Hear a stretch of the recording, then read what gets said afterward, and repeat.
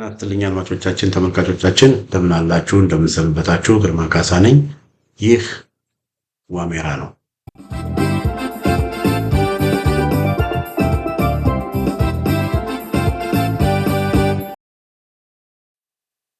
በዛሬው የዋሜራ መርሃ ግብራችን በወለጋ የሚደረገው የህልውና ትንቅንቅ ቱሉ ጋና ፋኖ ስር በሚል ስር አንድ ቅንብር ይዤላችሁ መጥቻለሁኝ። እዛ አካባቢ ደግሞ ካለው ጋር እንቅስቃሴ ጋር በተገናኘ በሰሜን ወለጋ ከነቀምቴ በሰሜን የአንገር ጉተን ልዩ ዞን ጥያቄዎችም እየተነሱ ነው።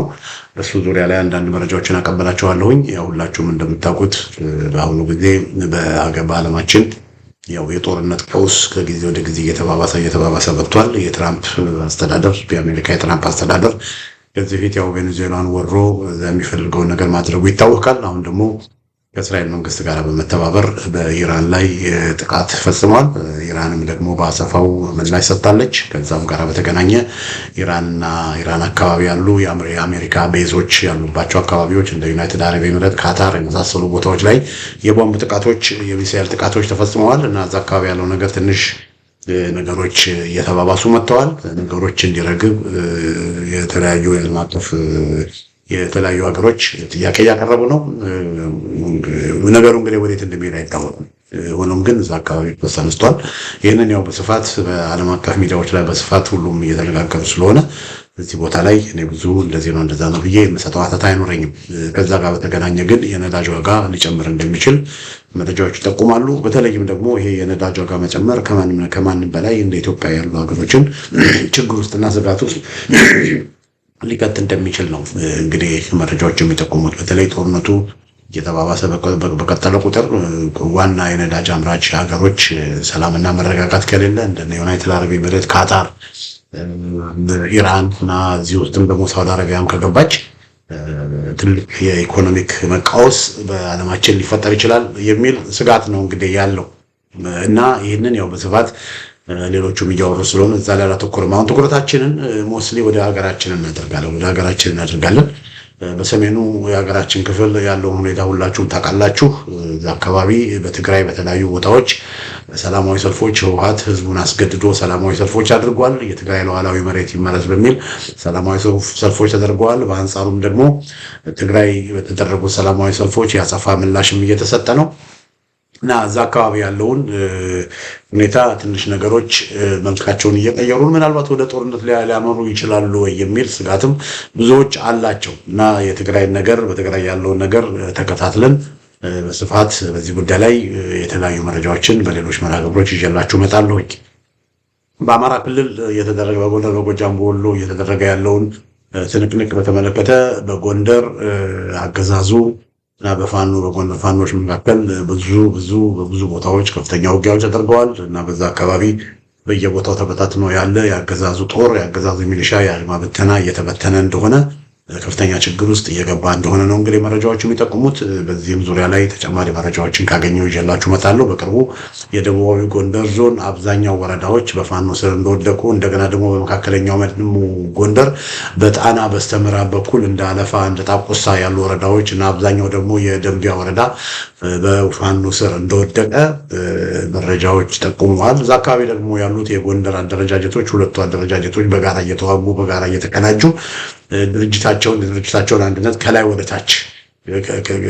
ወደ ታች እያጠናከሩ በጣም በጥሩ ሁኔታ ላይ እንዳሉ ከዛ አካባቢ የደረሱ መረጃዎች ይጠቁማሉ። በዚህ ጉዳይ ላይ በስፋት ያለውን ነገር እንደገና አጣርቼ ይዤላችሁ እመጣለሁ። ጎንደር ያለው ነገር ጥሩ ነገር ነው ያለው። እዛ አካባቢ ጎንደር ስላለው ነገር መረጃዎች ይዤላችሁ መጥቻለሁ። በወሎ ተመሳሳይ የሆነ ነገር ነው ያለው። በወሎ በተለይ በምዕራብ ወሎና በወልዲያ መስመር በወልዲያ ደሴ መስመር ከፍተኛ ውጊያዎች ተደርገዋል። በመካናይዝድ የታገዙ ከፍተኛ ውጊያዎች ተደርገዋል።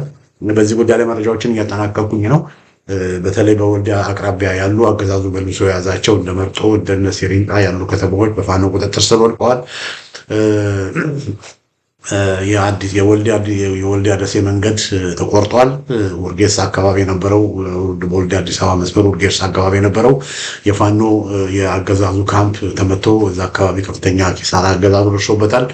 እንደዚሁም በምዕራብ ወለጋ በመቅደላ ወረዳ በማሻ ከተማ አቅራቢያ ባሉ ከፍተኛ ተራሮች ላይ መሽጎ የነበረው የአገዛዙ ካምፕ ያገዛዙ ኮንሰንትሬሽንም እንደዚሁ በፋኖች ኒውትራላይዝድ ሆኗል። ማሻ ከተማ የመቅደላ ወረዳ ማሻ ከተማ ፋኖች ገብተዋል። እዛ አካባቢ በጣም ከፍተኛ ውጥረት ነው ያለው። አገዛዙ እየተበታተነ ነው ያለው። በቃ አገዛዙ በሁሉም ቦታ ተበታትነው ስለሆነ ያለው ፋኖች ደግሞ በሁሉም ቦታ አቅማቸውን እያጠናከሩ ስለመጡ በሁሉም ከፍተኛ ኪሳራ እያስተናገደ እንደሆነ ከዛ አካባቢ የወጡ መረጃዎች ይጠቁማሉ። እና በሁሉም ጉዳይ ላይ ተጨማሪ መረጃዎችን አሰባስቤ ይዤላችሁ እመጣለሁ። ዛሬ ግን ትኩረቴን የማደርገው የወለጋ ላይ ይሆናል። ወለጋ ሁላችሁም እንደምታውቁት ወለጋ በተለይ በሰሜኑ ወለጋ በሆሮ ጉድሩ ዞን እና በሰሜናዊ ምስራቅ ወለጋ ዞን እንደ ኪረሙ ወረዳ፣ ጊዳና አያና ወረዳ፣ ሊሙ ገሊላ ወረዳ፣ አቤ ደንጎሮ ወረዳ፣ አሙሩ ወረዳ፣ ጃርዴጋና ጃርቴ ወረዳ የመሳሰሉ ቦታዎች እዛ አካባቢ በጣም በርካታ አማራዎች ይኖራሉ።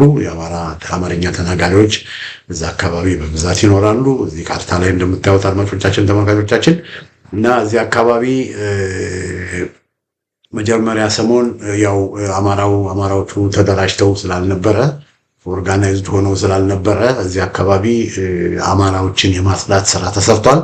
እዚህ አካባቢ ከድሮም ይሄ በሰፈራ የመጡ ሳይሆን ከድሮም እዚህ አካባቢ የሚኖሩ የነበሩ አማራዎች አሉ። እንደምታውቁት ይሄ አካባቢ ቢዛሞ ተብሎ ነው የሚታወቀው። በንጉስ ተክለ ሃይማኖት በጎጃም ነገስታት በጎጃም ንጉስ ስር የነበረ ግዛት በጎጃም ንጉስ ስር የነበረ ግዛት ነው። ስለዚህ ከላይ ከአባይ ማዶ ወደዚህ የመጡ በርካታዎች ከዚህም ወደ ጎጃም የሄዱ በርካታዎች አሉ። ስለዚህ ሪሊ እዚህ አካባቢ ያለው ማህበረሰብ ጎጃም ካለው ማህበረሰብ በዲኤንኤው የተለየ አይደለም፣ አንድ ማህበረሰብ ነው። እና እዚህ አካባቢ በጣም በርካታ አማራዎች አማርኛ ተናጋሪዎች አሉ። ይሄ እንግዲህ እዚህ ጋርና እነዚህ አማርኛ ተናጋሪዎች ያው ወለጋ የዘር ፖለቲካው ከኦሮሚያ ከሚባለው ኦሮሞ ክልል ከሚባለው ሌላው ማህበረሰብ የማጽዳት ናዚዛዊ አባገዳዊ ፖለቲካ ስለነበረ ያንን ፖለቲካ በዛ ፖለቲካ መሰረት የዘር ማፈናቀሎች እዚህ አካባቢ በስፋት ስለተጀመሩ ይሄ አካባቢ ራሳችን መከላከላለን ብሎ እዚህ አካባቢ ያለው ማህበረሰብ ብዛት ስላለው ራሱን አደራጅቶ ራሱን መከላከል ጀምሯል። የህልውና ትግል፣ የፍትህ ትግል ማለት ነው። በሌሎቹ የወለጋ ዞኖች በምዕራብ ወለጋና በቄለም ወለጋ አማርኛ ተናጋሪውና ሌላው ማህበረሰብ ትንሽ ስለሆነ አጠፏቸው ማለት ይቻላል። እዚህ ግን 3% የሚሆኑ ነው አማርኛ ተናጋሪዎች በቄለም ወለጋና በምዕራብ ወለጋ እንደነ ጊምቢ እንደምቢዶሎ ባሉ ቦታዎች። እዚህ አካባቢ ግን ያለው ማህበረሰብ በጣም በርካታ አማራው በብዛት ያለበት ማህበረሰብ እና በመቶ ሺዎች የሚቆጠሩ እዚህ ያለው በአብዛኛው ቦታዎች እና ይሄ ማህበረሰብ ራሱን እንደገና አደራጅቶ ራሱን የመመከት እንቅስቃሴ ጀምሯል። እዚህ ጋር ካርታ ባሳያችሁ አሁን እዚህ ጋር የምታዩት ነው። ይሄ በአረንጓዴ ዙሪያ ያደረኩት በተደጋጋሚ ያቀረብኩት ካርታ ነው። ለምሳሌ ሊሙ ገሊላ ወረዳ በምስራቅ ወለጋ ከነቀምቴ በስተሰሜን ሊሙ ገሊላ ወረዳ 20% የሚሆነው አማራ ነው። ጊዳና አያና ወረዳ 34% አማራ ነው። ኪረሙ ወረዳ 35% አማራ ነው። ወደ ሆሮ ጉድሩ ወለጋ ደግሞ በምንመጣበት ጊዜ አሙሩ ወረዳ 23%፣ ጃርዴጋና ጃርቴ ወረዳ 24%፣ አቤ ደንጎሮ ወረዳ 55%፣ ሆሮ ወረዳ 31%፣ አባዶ ወረዳ 28%፣ አባያ ጮመን ወረዳ 27% ናቸው። እና ይሄ እንግዲህ ባለፈው የህዝብ ቆጠራ ከ26 ዓመት በፊት ነው ከ20 ምናምን ዓመት በፊት በተደረገ የህዝብ ቆጠራ ማለት ነው። እንደ ኢትዮጵያውያን አቆጣጠር በ1999 እንደ ፈረንጆች አቆጣጠር ደግሞ በ2007 በተደረገው የህዝብ ቆጠራ መሰረት ነው እንግዲህ የሚላችሁ። እና ያን የተደረገው የህዝብ ቆጠራ እንግዲህ አማራ ኦሮሞ ተብሎ በሚመደብበት ጊዜ የአማራና የኦሮሞ ተወላጅ የሆነ ኦሮሞ ተብሎ ነው የተመዘገበው። ውህድ ኢትዮጵያዊ የሆነ የአማራና የኦሮሞ ተወላጅ የሆነ ውህድ ኢትዮጵያዊ የሆነ ኦሮሞ ተብሎ ነው የሚዘገበው። ለምን? እዚህ አካባቢ ኦሮሞ መባል ቤኔፊትና ጥቅም ስላለው። ነገር ግን አሁን ግን ኦነጎችም ሆነ የኦሮሞ ብልጽግናዎች ወደዚህ አካባቢ በሚንቀሳቀሱበት ጊዜ የአማራና የኦሮሞ ተወላጅ የሆነው ኦሮሞ ተብሎ ነው የሚገደለው፣ ኦሮሞ ተብሎ ነው የሚፈናቀለው። ስለዚህ በዛ ሴንስ የአማራና የኦሮሞ ተወላጆች አማራ ተብሎ ነው የሚገደሉት፣ አማራ ተብሎ ነው የሚፈናቀሉት። የኦሮሞና የአማራ ተወላጆች ዲቃላ ተብለው በቃ አንተ ኦሮሞ አይደለህም ተብሎ ይገደላሉ ማለት ነው። ስለዚህ ባለፈው የህዝብ ቆጠራ አማራ ነኝ ብሎ የሚመዘገበው ብቻ ሳይሆን ባለፈው የህዝብ ቆጠራ ኦሮሞ ነኝ ተብሎ የተመዘገበ ነገር ግን አሁን ከአማራ ሚስት ስላለችው አማራ ባል ስላላት አባቱ አማራ ስለሆነ ወይ እናቷ ወይ አባቷ አማራ ስለሆነ አማራ ተብለው የሚገደሉትን የሚፈናቀሉትን አማራ ተብለው የሚቆጠሩትን ካልኩሌት በምናደርግበት ጊዜ ቁጥሩ ከዚህ በላይ ነው ማለት ነው። ስለዚህ ባለፈው ቆጠራ መሰረት በዚች በአረንጓዴ ባልኳችሁ ቦታ 33% የሚሆነው አማራ ሲሆን እንግዲህ አማራ ነኝ ብቻ የሚለው ማለት ነው። ውህድ ኢትዮጵያውያን አማራ የሚባሉትንም ኦሮሞ ተብሎ ያኔ ተመዝግበው አሁን ግን አማራ ተብለው እየተገደሉ እየተፈናቀሉ ችግር ውስጥ የገቡትን ደግሞ በምንወስድበት ጊዜ ይሄ 33% ወደ 60% ምናምን ከፍ ይላል ማለት ነው። እና ስለዚህ በጣም በሚሊዮን በመቶ ሺዎች የሚቆጠሩ አማራዎችና ወይም ደግሞ የአማራና የኦሮሞ ተወላጆች አማራ የሚባሉት በብዛት ያሉበት አካባቢ ስለሆነ ይሄ አካባቢን ሙሉ ለሙሉ እንደ ቄለም ወለጋና እንደ ሆሮ ጉዱሩ እንደ ምዕራብ ወለጋ እነ ቶሌ ቀበሌ ምናምን እንዳሉበት በቀላሉ ሊያጠፉት አልቻሉ። በቀላሉ ሊያጠፉት ስላልቻሉ ይሄን አካባቢ ምንድነው ያደረጉት? ህዝቡ ተደራጅቶ ራሱን መከላከል ራሱ ማለት ነው። እና ከዚህም የተነሳ እዚህ አካባቢ የነበረው ኃይል ሚስቶቻቸውን ምናምኖች ወደ ስደተኛ ካምፕ ሲገቡ ወጣቱ ተደራጅቶ ታጥቆ ሻለቃዎች፣ ብርጌዶች መስርቶ አሁን እዚህ አካባቢ አድማጮቻችን፣ ተመልካቾቻችን ሁለት የፋኖ እዞች አሉ። የአማራ ፋኖ በወለጋ እዝና የአማራ ፋኖ ቢዛሞ እዝ የሚባሉ ሁለት እዞች አሉ። የአማራ ፋኖ ቢዛሞ እዝ በዋናነት በኪረሙ ወረዳ በጊዳና አያና እና በሊሙ ገሊላ ሰሜናዊ ወረዳ እንደዚሁም በአማሩ ወረዳ በስፋት ይንቀሳቀሳል። ወደ ጎጃም ድንበር ወዳለው አቅራቢያ ማለት ነው። የአማራ ፋኖ ወለጋ ዞን ደግሞ ወደ ታች ወደ በአቤ ደንጎሮ እንደገና ጊዳና አያና ወደ ታች ወደ አንገር ወደ ጉተን አካባቢ እንደዚሁም ደግሞ አብዛኛውን ጃርዴጋ ጃርቴ ወረዳ ይንቀሳቀሳል። እዛ ብቻ አይደለም ወደ ሆሮ ወረዳም ደግሞ አልፎ ይንቀሳቀሳል። ወደ ነቀምቴ ድንበርም ደግሞ አልፎ ከዚህ ከአረንጓዴ ካሰመርኳችሁ አልፎ ወደ ነቀምቴ ደጃፍም ደግሞ እንደዚሁ የአማራ ፋኖ በወለጋ ይንቀሳቀሳል። እና እነዚህ ሁለት አደረጃጀቶች አንዱ ወደ ሰሜን፣ አንዱ ደቡብ፣ አንዱ ወደ ጎጃም ድንበር፣ አንዱ ደግሞ ወደ ታች ወደ ነቀምቴ ድንበር በስፋት የሚንቀሳቀሱ ናቸው። እና ይሄ የሚሆነበት ምክንያት አንደኛ ቦታው በጣም ስትራቴጂክ የሆነ ተራራማ ቦታዎች ናቸው። እዚህ አካባቢ ያሉት ተራራማ ቦታዎች እዚህ አካባቢ ስለሆነ ያሉት ለሽምቅ ውጊያን በጣም ይመቻሉ። እና እዚህ አካባቢ ሁለት የፋኖ እንቅስቃሴ አለ። እንግዲህ ምንድነው የሆነው? አድማጮቻችን፣ ተመልካቾቻችን እዚህ አካባቢ ምንድነው የሆነው ብላችሁ ብትጠይቁኝ እዚህ አካባቢ ቆይ ላሳያችሁ። እዚህ አካባቢ በዚህ ሳምንት ከፍተኛ ውጊያዎች ተደርገዋል። በተለይ አቤ ደንጎሮ በሚባለው ወረዳ ከፍተኛ ውጊያ ተደርጓል እና አቤ ደንጎሮ በሚባለው ወረዳ በተደረገው ውጊያ እዛ አካባቢ የአገዛዙ መከላከያ እንደዚሁም ደግሞ የኦሮሞ ክልል ልዩ ኃይል የገዳ ኮማንዶ ተብሎ የሚጠሩ አላሉ የገዳ ኮማንዶ ተብሎ የሚጠሩ እዛ አካባቢ ብዙ ኦፕሬሽኖችን አድርገዋል። በጣም ብዙ ኦፕሬሽኖችን አድርገዋል እና በሆሮ ጉድሩ ወለጋ ዞን እንግዲህ በአቤ ደንጎሮ ወረዳ ስር በምትገኝ በአሩሲ የምትባል ቀበሌ ያለች እና አሩሲ በሚባለው ቀበሌ የካቲት 18 2018 ዓ.ም ከፍተኛ የተኩስ ልውውጥ ተካሂዶ ነበረ። እንግዲህ ይሄ ወደ አቤ ደንጎሮ እንግዲህ የምታዩት ወደ ታች ያለ ነው እና በዚህ በሆሮ ጉድሩ ወለጋ ደግሞ አቤ ደንጎሮ ወረዳ ውስጥ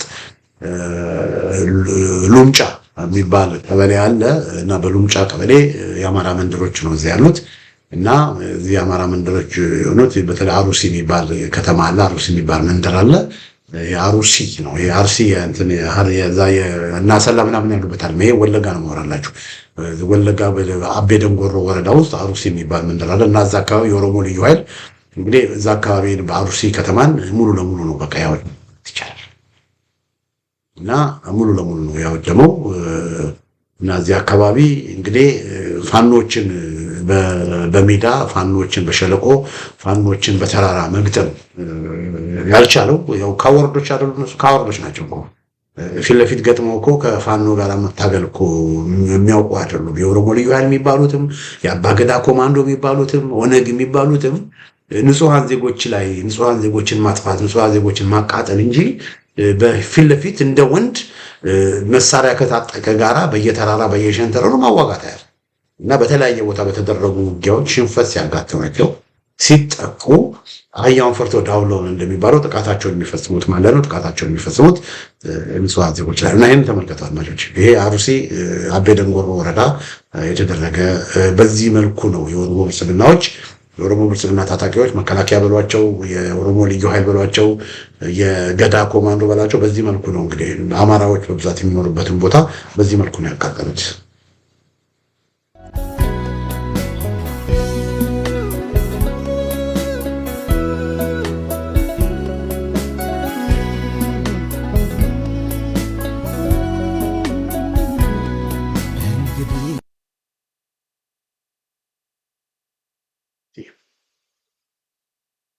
እናዳምጥ እንደገና።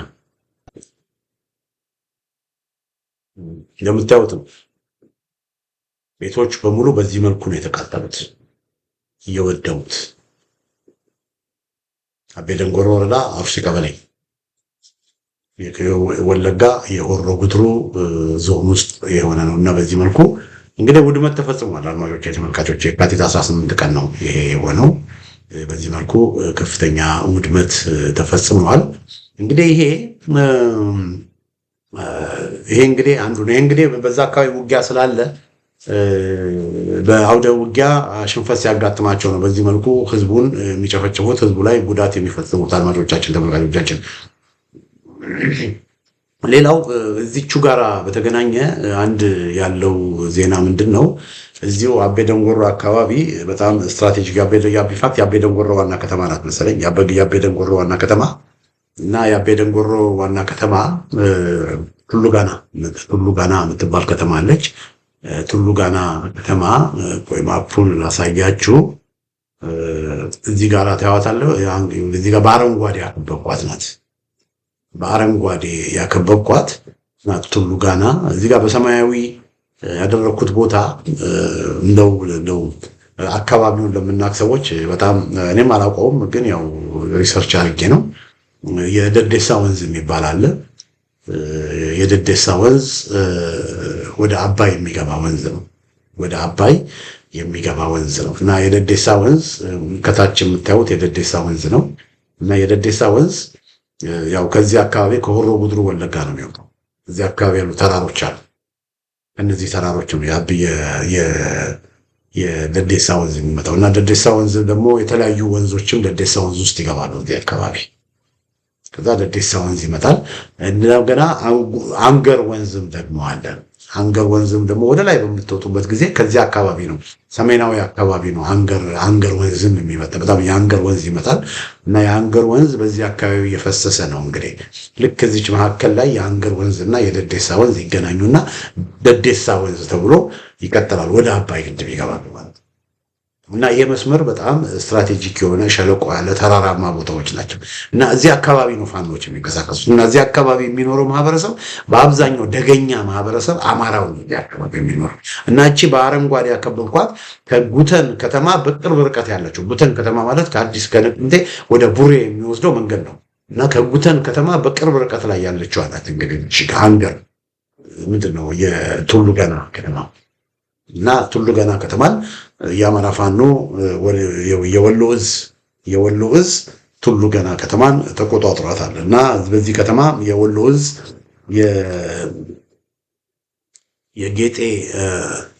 የጌጤ ግርማ መብረቅ ክፍለ ጦር አለ። እንደገና የጽና ክፍለ ጦር አለ። ከዛ የአንገር ጉተን ብርጌድ አለ። ከነዚህ ከሁለቱ ክፍለ ጦሮችና ከአንገር ጉተን ብርጌድ የተወጣጣ በጣም ታዋቂ የሆነ ኃይል ነው። እንግዲህ በጣም በሚያስገርም ኦፕሬሽን በመግባት እዚህ አካባቢ የነበረውን መከላከያና የኦሮሞ ልዩ ኃይል የአባገዳ ኮማንዶ በመደምሰስ ከተማዋን መቆጣጠር የቻለው እና እዚህ ጋር የምታዩት ወንድም ነው እንግዲህ አርበኛ ዘላለም ጌታነህ ይባላል። እርግቧ ሻለቃ የምትባላለች የእሷ ሻለቃ መሪ ነው። እንግዲህ የአንበሳውን ድርሻ ተከትሎ የቱሉ ገና ከተማን የተቆጣጠረው እና እዚህ አካባቢ ተቆጣጥሮ በርካታ ራሽሎችን በርካታ መሳሪያዎችን የወለጋ ፋኖች መቆጣጠር ችለዋል። እንግዲህ ይሄ ወለጋ ምን ያህል ብዙ አይወራም ብዙ አይነገርም እንጂ ወለጋ ምን ያህል ብዙ ነገር እየተሰራ እንደሆነ አመላካች ነው። ይሄ በጣም ስትራቴጂክ ቦታዎች ነው ተመልካቾቻችን። እና የወለጋ ፋኖች እንግዲህ ከፍተኛ ውጊያ እየተደረገ ነው። በጣም ንጹሃን ዜጎች እያለቁ ነው። መንደሮች እየተቃጠሉ ነው። መንደሮች እየተቃጠሉ ነው፣ ብዙ ነገሮች እየሆኑ ነው እና ይሄ ሁሉ ነገር በሚሆንበት ጊዜ ያው ትኩረት ሊሰጠው ይገባል ማለት ነው እና የወለጋ ፋኖች በዚህ እንግዲህ የህልውና ትግል ከፍተኛ የሆነ ለአስጨራሽ ትግል ካገዛዙ ጋር እያደረጉ መከላከያ በዚህ ያለ የታጠቀ የተደራጀ መከላከያ አለ። የኦነግ ኃይሎች አሉ፣ ከመከላከያ ጋር የሚሰሩ የማይሰሩ የታጠቁ የተደራጁ የኦነግ ኃይሎች አሉ። የኦሮሞ ልዩ ኃይል የገዳ ኮማንዶም አለ። ከነዚህ ጋር ሁሉ ነው እንግዲህ እነዚህ ወንድሞቻችን ባላቸው ትንሽ መሳሪያ እየተፋለሙ እየተዋገዱ ያሉ። ያንን ደግሞ እያደረጉ ያሉት ለምንድን ነው? ያንን የማያደርጉ ከሆነ ይገደላሉ፣ ያጠፋሉ። ለህልውናቸው ላለመጥፋት ሲሉ ነው ያንን የሚያደርጉ እና ይሄ እንግዲህ በወለጋ ያለው ሁኔታ ነው። ሌላው እንግዲህ ይቅርታ ከወለጋ ፋኖች ጋር በተገናኘ የአማራ ፋኖ ብሔራዊ ንቅናቄ የሚባል ድርጅት ጥር 9 ቀን ተመስርቷል። ይሄ ድርጅት ከተመሰረተ እንግዲህ 1 ወር ተኩል ሊሆነው ነው። ከዛት እያልን እንግዲህ 2 ወር 3 ወር እያልን እንጠራ ነው ማለት ነው እና ይሄ ድርጅት አንዱ የመጀመሪያው የፖሊት ቢሮ አቋቁሟል። የፖሊት ቢሮ አቋቁሞ የፖሊት ቢሮ ከተቋቋመ በኋላ የተቋቋመው የፖሊት ቢሮ የመጀመሪያው አንዱ ያጸደቀው ነገር የወለጋ ፋኖችን በዚህ በአማራ ፋኖ ብሔራዊ ንቅናቄ ስር ማካተት ነበር እና ያን ተከትሎ ብዙዎቻችን የአማራ ፋኖ ብሔራዊ ንቅናቄ በዛ 2 እዞች ስለሆነ ያሉት 2 እዞችንም በማናገር የወለጋ ያሉ እዞች ቢያንስ በቅንጅት የሚሰሩበትን ሁኔታ በማመቻቸት ወለጋ ያለውን የፋኖ እንቅስቃሴ በሎጂስቲክም በተለያየ መንገድ የማጠናከር ስራ መደረግ አለበት እና በዚህ ጉዳይ ላይ የአማራ ፋኖ ብሔራዊ ንቅናቄ ትልቅ ትኩረት ሊሰጠው ይገባል ብለን ብዙዎቻችን ጥሪ ስናቀርብ ነበረ። በዚህ ጉዳይ ላይ የአማራ ፋኖ ብሔራዊ ንቅናቄ ከፍተኛ አመራሮች እየሰሩበት እንደሆነ መረጃዎች አሉኝ። ብዙ ነገሮች እያደረጉ እንደሆነ መረጃዎች አሉኝ። ሆኖም ግን እያደረጉት ያለው ስራ እና እየሰሩት ያለው ስራ ግን መሄድ ባለበት ፍጥነት እየሄደ ባለመሆኑ በዚህ ጉዳይ ላይ አሁንም ትልቅ ትኩረት ሰጥተውት ትልቅ ትኩረት ሰጥተውት የወለጋውን ጉዳይ በተለይ አንዱ የአማራ ህልውናውን ጦርነትም የጀመረው እኮ የወለጋ እልቂት ነው አይደል? ስለዚህ የወለጋውን ጉዳይ እልባት መስጠት አለባቸው የሚል እምነት አለኝ። የወለጋ ፋኖች መደገፍ አለባቸው። የወለጋ ፋኖች የሚያስፈልጋቸው ሪሶርስ ሊቀርብላቸው ይገባል። የወለጋ ፋኖች መታገዝ አለባቸው። የወለጋ ፋኖች የሞራል ሰፖርት ያስፈልጋቸዋል። የወለጋ ፋኖች የሚያደርጉት እንቅስቃሴ እንደ ሌሎቹ የፋኖ አደረጃጀቶች እንደሚያደርጉት እንቅስቃሴ ትኩረት ሊሰጠው ይገባል እና በዚህ ጉዳይ ላይ የአማራ ፋኖ ብሔራዊ ንቅናቄ ለሁሉም አማራዎች ህልውና የቆምኩ ነኝ የሚል ከሆነ የወለጋ ፋኖችን ጉዳይ ትኩረት እንደሰጠው አውቃለሁ። ነገር ግን ትኩረት ተሰጥቶት ያ ትኩረት እንዳልተሰጠው ተደርጎ ብዙም ገፍቶ ሊሄድ አልቻለም። ስለዚህ ይሄ ነገር የበለጠ ትኩረት ተሰጥቶት ቀነገደብ ተሰጥቶት በዚህ ቀነገደብ መደረግ ያለበት ነገር መደረግ አለበት ተብሎ አንድ ልባት ያስፈልጋል የሚል እምነት አለኝ እና የአማራ ፋኖ ብሔራዊ ንቅናቄ ይሄን ጉዳይ ተነጋግሮ ቢወስንም በቂ ትኩረት ሰጥቶታል የሚል እምነት የለኝም እና በዚህ ጉዳይ አሁንም ትኩረት ለወለጋ ላለው አድማጮቻችን፣ ተመልካቾቻችን ይሄን ካልኩ በኋላ ከፋኖ እንቅስቃሴ በተጨማሪ አድማጮቻችን ሰላማዊ የሆነ ውስጣዊ የሆነ ሌላ ልክ የወልቃይት ማንነት የምናምን እየተባለ እንደሚነሳው በወለጋም በሰሜን ወለጋም የአንገር ጉተን ልዩ ዞን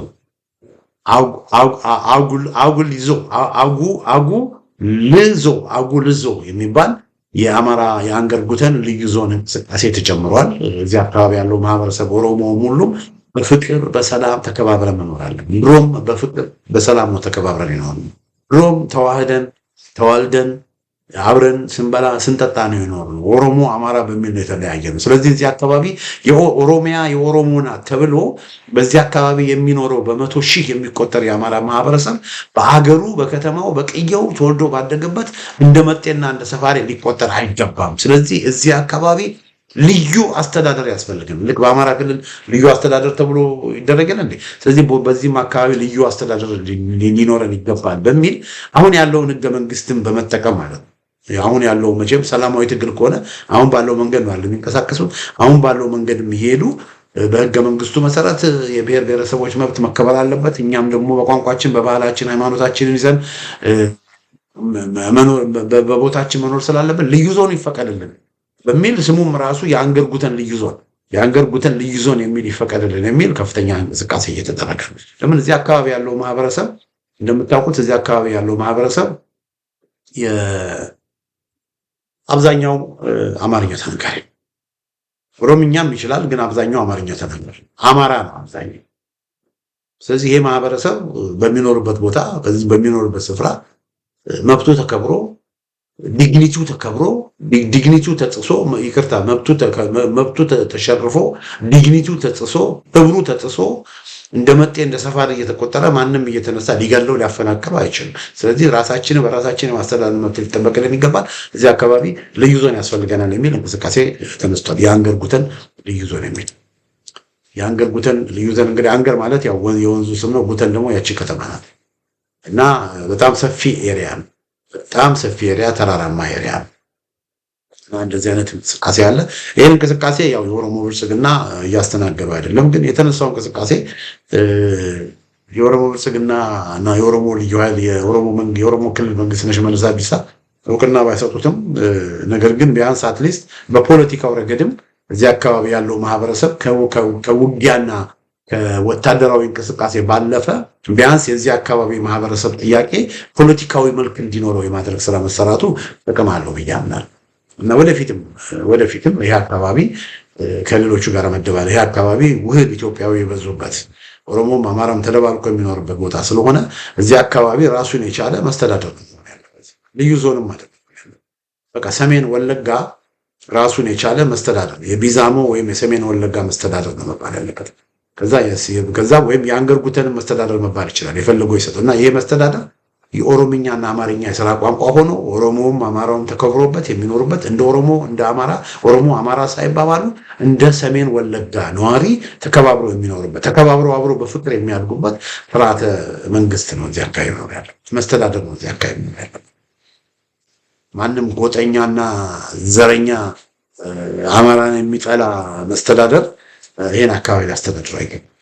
እና ይሄ አካባቢ እዛው አካባቢ ባሉ ሰዎች ተከባብረው ኦሮሞም ይሁን አማራ የኦሮሞና የአማራ ተወላጅ ይሁን ማንም ግን ዘሩ ማንም ይሁን ማንም ግን ይሄንን ማህበረሰብ አክብሮ እዚህ ማህበረሰብ የሚኖሩትን ሰዎች በሙሉ በሰላምና በፍቅር የሚያስተዳድር መስተዳድር ያስፈልጋል። እና ያ ነው መሆን ያለበት። ሰሜን ወለጋ ባጭሩ ራሱን የቻለ መስተዳድር መሆን አለበት የሚል እምነት አለኝ። ልዩ ዞንም አይደለም። ልዩ ዞን ሆኖ በሽመልስ አብዲሳ በኦሮሚያ ክልል ስርም አይደለም። እርግጥ ነው ይሄ ልዩ ዞን መባሉ አንድ እርምጃ ወደፊት ነው። ግን ልዩ ዞንም ቢሆኑ ልዩ ዞን ሆነው በነ ሽመልስ አብዲሳና በኦሮሚያ በሚባለው ስር እስከሆኑ ድረስ አሁንም በልዩ ዞን ደረጃ መፍታቸው ይጨፈላል።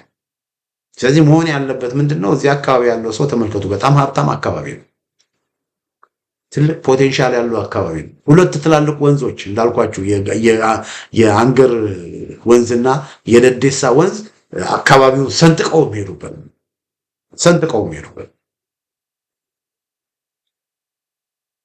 ስለዚህ ትልቅ የሀብት ክምችት የእርሻ ክምችት በብዙ ነገር 24/7 ለ12 ዓመት ሙሉ እርሻ ማድረግ የሚቻልበት ሁኔታ ነው። ዝናብን ባይዘንብ እዚህ አካባቢ ያለውን ውሃ በመያዝና በማጠራቀም እዚህ አካባቢ ከፍተኛ የሆነ ስራ መስራት የሚቻልበት ቦታ ነው። ከፍተኛ የልማት እንቅስቃሴዎች ማድረግ የሚቻልበት ቦታ ግን ምን ያስፈልጋል? አንደኛ መንገዶች መሰራት አለባቸው። ሁለተኛ ደግሞ እዚህ አካባቢ ያለው ማህበረሰብ ፍትሃዊ የሆነ አስተዳደር ነው ያለው። ኦሮሞ አማራ የሚል ፍትሃዊ የሆነ መስተዳደር ካለ ይሄ አካባቢ ብቻ ትልቅ የኢኮኖሚክ ሀብ የኢኮኖሚክ ማዕከል መሆን ይችላል። ስለዚህ ይሄ አካባቢ ራሱን የቻለ መስተዳደር መሆን የሚችል ኦሮምኛና አማርኛ የሥራ ቋንቋ ሆኖበት በሁለቱም አገልግሎት መንግስታዊ አገልግሎት እየተሰጠ የሁለቱም መብት እኩል እየተከበረ ኦሮሞ አማራ ሳይባባል ግን እንደ ወለጋ እንደ ሰሜን ወለጋ ሰው መኖር የሚችልበት ሁኔታ ማመቻቸት ይቻላል። እና ግቡ ወደዛ ነው መሆን ያለው። እንግዲህ ወለጋ ያለው ሁኔታ አድማጮቻችን፣ ተመልካቾቻችን ይሄን ይመስላል። ብዙ ሌሎች ወራዎች ኢንፎርሜሽኖች ስለሚወጡ ብዙ ሰው መረጃው የለውም እንጂ በወለጋ ከተማ ከፍተኛ የሆነ እንቅስቃሴ ነው እየተደረገ ያለው እና አሁንም ትኩረት ለወለጋ ላለሁኝ ስላዳመጣችሁኝ በጣም አመሰግናለሁ። በሌላ ጊዜ በተመሳሳይ ፕሮግራም እስከምንገናኝ ደህና ሁኑ።